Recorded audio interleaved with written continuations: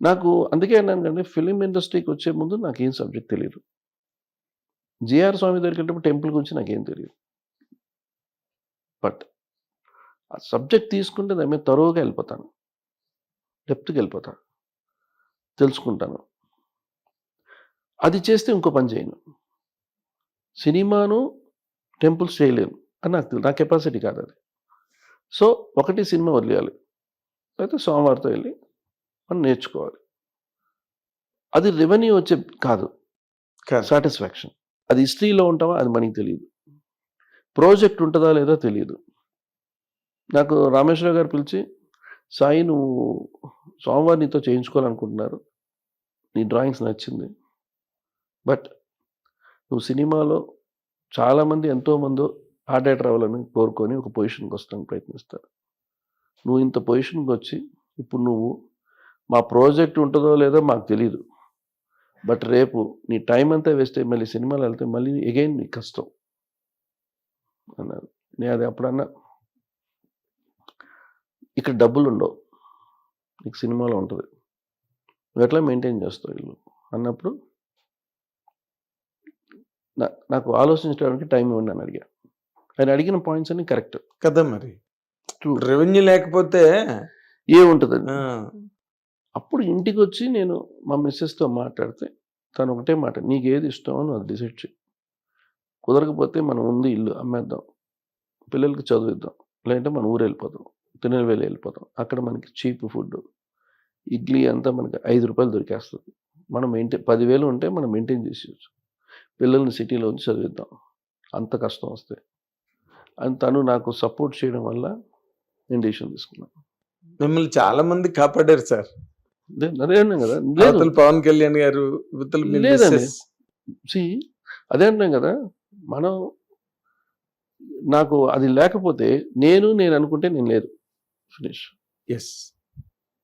ఇవాళ మీరు board member అయ్యాని మీరు నాకు అందరూ నన్ను అప్రిషియేట్ చేస్తారు. నాకు అది బోర్డు మెంబర్ అనేది నాకు అవునా అనిపిస్తుంది, అది కాదు రెస్పాన్సిబిలిటీ అనిపిస్తుంది.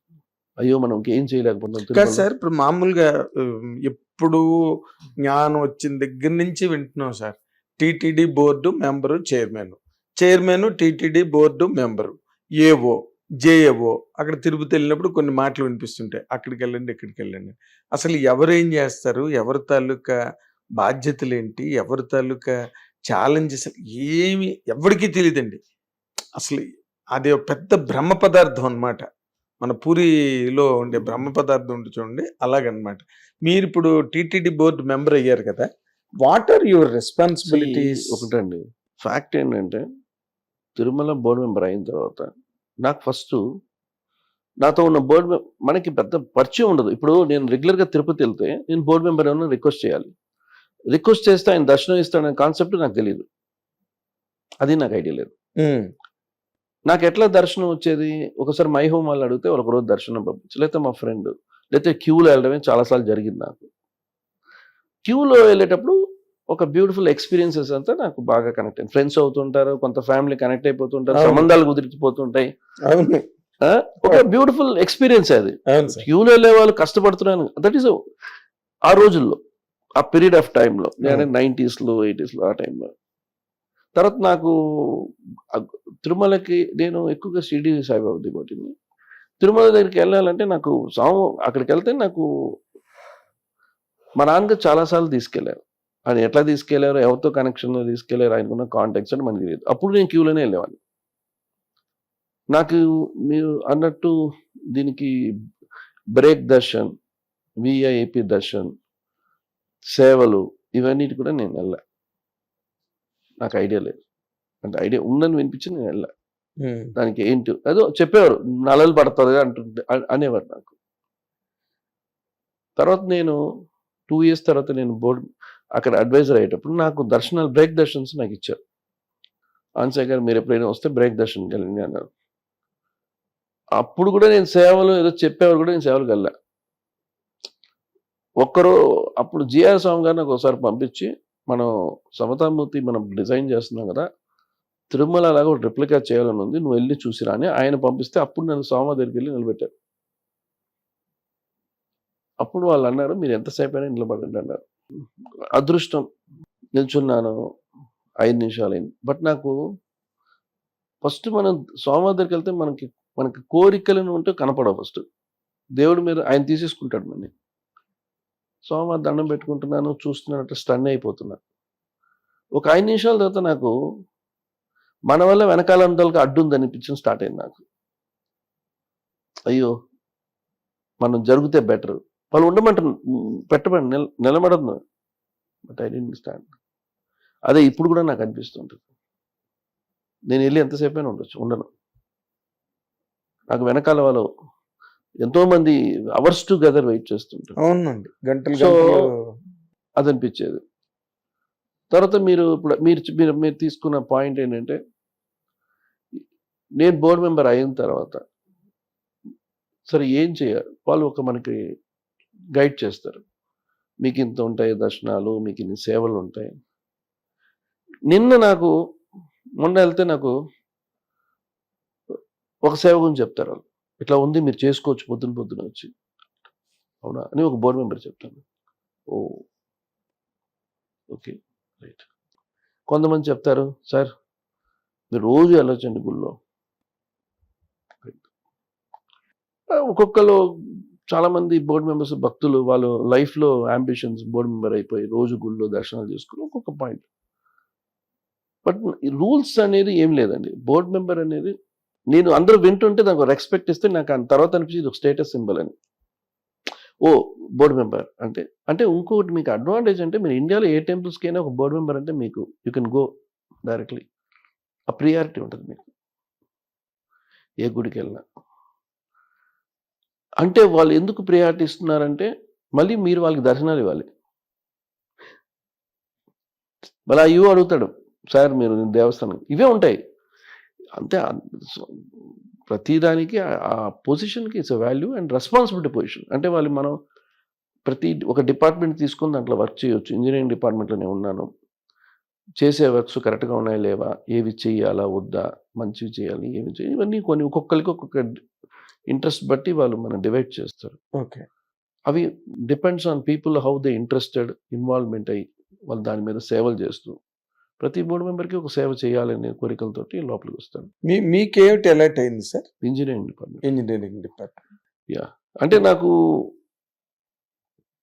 Engineering department is responsibility job. అంటే హైలీ రెస్పాన్సిబిలిటీ జాబ్ అనేది మన డిసిషన్ మేకింగ్స్ ఉంటాయి. అంటే ఇప్పుడు నేను ఒక్కడే ఉన్నాను, నాతో ఇంకొక ఇద్దరు బోర్డు మెంబర్స్ ఉంటారు, ముగ్గురు ఉంటాం. సో ముగ్గురు ఇంజనీరింగ్ డిపార్ట్మెంట్లో board members we have to take a decision. Okay, ఏదైనా. సో ఇంజనీరింగ్ డిపార్ట్మెంట్ అడిగేవన్నిటి కూడా అవి కరెక్ట్గా ఉన్నావా లేదా మనం చూడాలి. సో అది ఇట్స్ అ బిగ్ టాస్క్. ఎందుకంటే మనమే ఇంజనీర్స్ కావు, ఏం కావు. సో మనకున్న నాలెడ్జ్ మనం స్టడీ చేయాలి, అవి కరెక్ట్గా ఉందా లేదా చూడాలి, అది ముందుకెళ్ళాలి. ఇది దేవుడి డబ్బు, దాన్ని ప్రాపర్గా వాడుకోవాలి. నేనున్నంత పీరియడ్ వరకు నేను కరెక్ట్గా ఎగ్జాక్ట్గా వెళ్ళాలనేది నా బాధ్యత. ఎందుకంటే నేను యాదాద్రి చేసేటప్పుడే మా జనరేషన్ మీద ఒట్టేసి చేశాను. ఎక్కడికైనా అదే దేవుడి పని అంటే ఐ మోర్ ఇంట్రెస్ట్. దేవుడి పనిలో దిగిపోతే నాకు పెద్ద చిన్న ఎవరు కనపడరు, నాకు దేవుడే కనిపిస్తారు అక్కడ. ఆయన ఎంత పెద్ద పొజిషన్ నాకు అవసరం లేదు, స్వామివారి is position. So I'm very straight. So ఇది చేయాలి, ఇది చేయకూడదు, దాంట్లోనే ఉంటాను. ఓకే, అంటే తర్వాత ఇప్పుడు ఎక్కడో చూడడము సమ్వేర్ దానికి సంబంధించిన రిలేటెడ్ కంటెంట్ చదివానండి. అక్కడ రోడ్లు మరమ్మతులకి వాటికి సంబంధించి మీరు నో అని చెప్పారని, మీరు అప్రూవల్ ఇవ్వలేదని ఏదో ఎక్కడ చదివాను. ఈజ్ ఇట్ రైట్ అండి? యా అండి, కొంతవరకు ఇప్పుడు ఏంటంటే వాళ్ళకి ఏంటంటే డిపార్ట్మెంట్కి ఏంటంటే కొన్ని రోడ్స్ వేయాలి, కొంత బెటర్మెంట్ చేయాలని మైండ్స్లో ఉంటారు.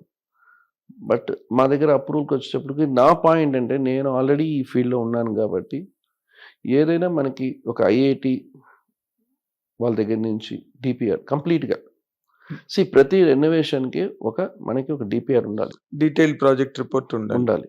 ఉంటే రేపు మన ఎవరు క్వశ్చన్ చేయరు. మనం ఎందుకు రోడ్డు చేస్తున్నామంటే, నేను అన్నది ఏంటంటే ఏదైనా తీసుకుంటే నేను లేమ్యాన్, ఐఎమ్ లేమ్యాన్. నాకు మీరు ఒక పోస్ట్ ఇచ్చారు, నేను ఎట్లా అప్పుడు నేనేం చేస్తాను, ఒక బిల్డింగ్ కన్స్ట్రక్షన్ చేస్తే దానికి స్ట్రక్చరల్ డిజైన్ వస్తే నాకు దాని గురించి తెలియదు అనుకోండి, అప్పుడు నేనేమంటాను, దీనికి నాకు థర్డ్ పార్టీ చెకింగ్ కావాలంటాను. ప్రూఫ్ జేఎన్టీలో ఐఐటీకి పంపించి డ్రాయింగ్స్ అని కరెక్ట్గా ఉందా లేదు వాళ్ళు చార్జ్ చేస్తారు, వాళ్ళు ఇస్తారు, వాళ్ళని బేస్ చేసి నేను ఓకే చేస్తాను. రేపు ఏమైనా టెక్నికల్గా ప్రాబ్లం వస్తే they will be responsibility. Yes. So ఇది ప్రతి వాళ్ళు, ఇప్పుడు మీరు ఇల్లు కడుతున్నారంటే మీరు ఇంజనీర్ చదవాలని అవసరం లేదు, మీరు ఒక ఆర్కిటెక్ట్ నమ్ముతారు, ఆయన ఎక్స్పీరియన్స్ చూస్తారు, కరెక్ట్, ఓకే అని ఇంకా డీటెయిల్గా వెళ్తే ఆయన డ్రాయింగ్స్ కూడా మీరు ఇంకొకరితో చెక్ చేస్తారు. ఇది ఇది జాబ్. నాకు ఇది కావాలి అంటే అట్లా బ్లైండ్గా సంతకం పెట్టలేను నేను బేసిక్గా. సో ఇప్పుడు కూడా చేస్తామంటున్నాను, we're going to do it, but we're waiting for some approvals వచ్చేస్తే ఇది చేసేస్తాం. సో రోడ్ అనేది 80% చాలామంది బాగుంది అంటున్నారు, 20% అనేది నాకు తెలియదు. సో మేము ఏది అడిగినా కూడా నాకు ఏ పర్టికులర్గా ఏమైనా చేయాలన్నా కూడా నాకు అన్ని సిస్టమేటిక్గా ఉండాలి తప్ప ఏదో నాకు తెలుసు అని చెప్పి నేను బ్లైండ్గా వెళ్ళలేను. హిట్ టీవీ యాప్, ఇందులో short news, live news, entertainment shows, movies, digital magazines తో పాటు మీ జిల్లా వార్తలను కూడా ఫ్రీగా చూడొచ్చు. ఇంకెందుకు ఆలస్యం, వెంటనే హిట్ టీవీ యాప్ ని డౌన్లోడ్ చేసుకుని ఫ్రీగా ఎంటర్టైన్మెంట్ పొందండి. Hit TV app. Hit TV app. Please download hit TV app. Hit TV app ని ఫ్రీగా డౌన్లోడ్ చేసుకొని ఎంజాయ్ చేయండి. మీకు నచ్చిన ఎంటర్టైన్మెంట్ కోసం హిట్ టీవీ యాప్ ని ఫ్రీగా డౌన్లోడ్ చేసుకుని ఎంజాయ్ చేయండి. హిట్ టీవీ యాప్ ని డౌన్లోడ్ చేసుకుని ఆస్వాదించండి, ఆశీర్వదించండి. ఇంతమంది సెలబ్రిటీలు హిట్ టీవీ యాప్ ని డౌన్లోడ్ చేసుకోండి అని చెప్తున్నారంటే ఎంత మంచి యాప్ ఆలోచించండి. అమెరికా అమెరికా అమెరికా అమెరికాలో చదవాలనుకునే వాళ్ళకి విశ్వసనీయమైన పేరు మన శౌర్య కన్సల్టెన్సీ. UK లో 1 year masters. UK లో 1 year masters. 2 years work permit up to 5 years visa. Contact Saurya Consultancy. Contact 89851 89851.